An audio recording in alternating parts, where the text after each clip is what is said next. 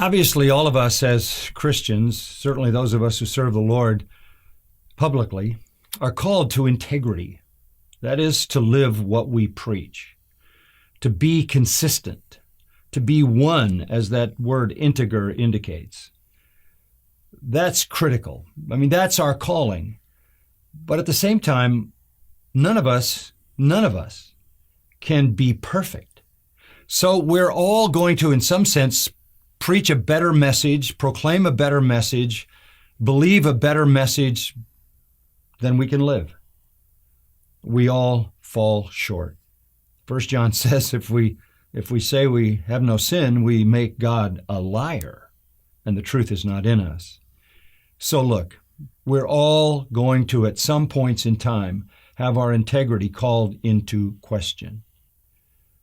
How do we get it back?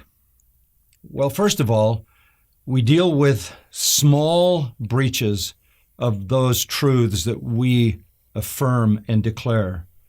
We deal with them in small ways, starting with the thought life, starting with what we say, and starting with the small acts of life, so that we don't ever get to a point where there's some massive collapse and epic breach of our integrity.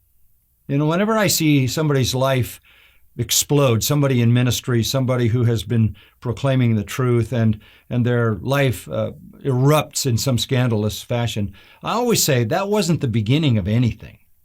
That was the end of a whole lot of things. It started with tolerating breaches of integrity in the mind, in the heart, in the thought life, in the private communication, things that were said that weren't public, tolerating sins here and there that seemed at the time to be small or maybe even marginal breaches of divine standards. But enough of that stacked together ends up in a disaster. James puts it this way: sin conceives in the heart and then ends up in death.